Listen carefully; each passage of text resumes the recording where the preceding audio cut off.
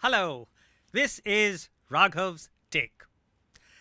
Elon Musk, he is a first generation founder. Well, so am I. But the similarities just end. They just end there. I mean, I must have created perhaps 2,000 times less personal wealth than he has. But now, does that entitle me to claim that I am 0.0005 times as intelligent as he is? Since there's absolutely nowhere to figure this one out, I will accept this humbling fraction as my due in life. But there's one more commonality. We've both fired dozens of employees. But to be fair, that's not just a thing between the two of us. Instead, it's a fate we share with every first generation entrepreneur who's ever born. Because if you're going to build a business, you will create jobs in go-go time. But equally, you will fire people when times are slow in so-so times. It's just your destiny, so don't go all maudlin over it. But now, jokes apart, you ask any first generation guy, what's been your loneliest moment? Now, if he's got a heart, not just some rockets and electric cars and, a digital bully pulpit, that guy will just tear up and confirm it's the day he had to sack people, sack day. Now, I still recoil at my first encounter. I was green around the ears. I was pumped up with an MBA, Masters of Business Administration degree that I earned at an Indian university, but it was taught entirely on American textbooks. Therefore, I launched my first venture. Those were, early 1990s. Those were heady days. India had opened up to American dollars. Private equity just poured in. And we, over the next few years, created a television empire. Now, I then thought the champagne days would, last forever. And I overstocked on full-time talent at sky-high salaries. It was, when I look back, it was the classic blunder of, the clueless first-timer. So inevitably, when recession hit, revenues slowed down, and the high wage bill, it threatened to drag us to the crush. So to survive, we had to sack people, to hack people. I panicked that day. I called in nearly 30 of my closest co-workers and I culled them on a single day. It was mayhem. It was mayhem and streaming tears. And then that was followed by a venomous silence, or on the other hand, angry abuse. Now, people would say things like, my mother is in hospital. You've just killed her, you murderer. I will have to pull my kid from the school trip. I can't even say what they would say. You sadist. You son of a bitch. I will default on my home loan, but I promise we will shack up on your pavement and curse you to penury. Now, these are the kinds of things people would say in anger. I was shell-shocked that day. People were delirious, or they were sullen, or they were on the verge of violence. So I learned a big lesson that day. A layoff, it has to be handled with immense sensitivity, immense accommodation. You must never put people out on the street with just a swing of the axe. You've got to give them time. You've got to support them through the transition. Now, even if that means that you've achieved only 80% of your targeted cost cut.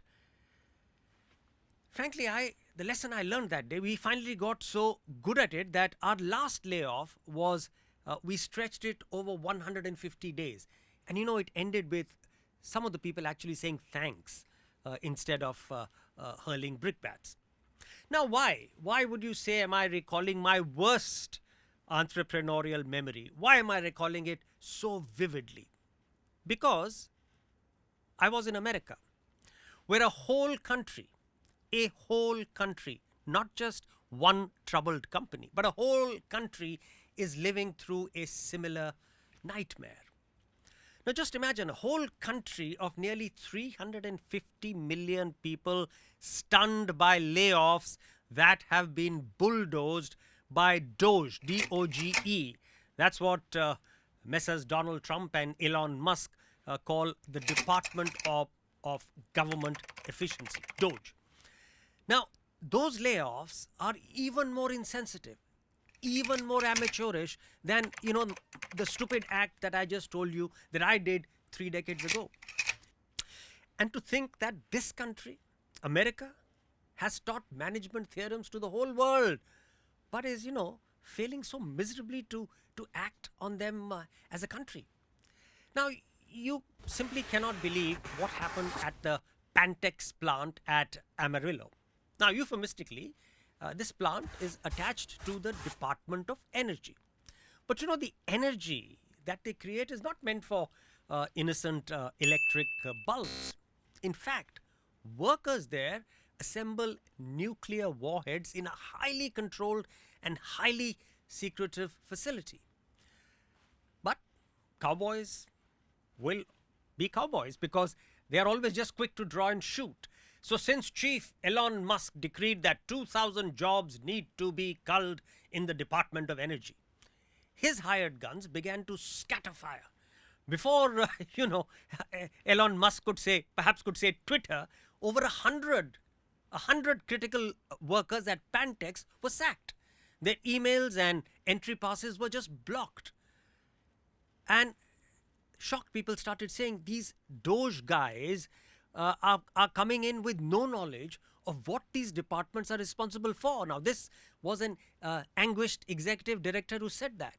Another one said, this is a pivotal moment. We must decide whether we are truly committed to leading on the world stage or if we are content with undermining the very systems that secure our nation's future. This was what another high-ranking official ominously posted it on LinkedIn. Of course, very tellingly, he didn't post it on Elon Musk's Twitter, now known as X. Employees fired at other facilities, dealt with such critical functions as you won't believe it, as the safe disposal of nuclear contaminants. But since Messrs. Trump and Musk are, they deny the problem of climate change, climate risk. They say they probably saw these guys as overpaid janitors and therefore just pink slipped them out of the job. Now, once the, what hit the ceiling, an egg was on the faces of these Doge people. These Doge boys, they scrambled to undo the, what was really an unthinking and dangerous act.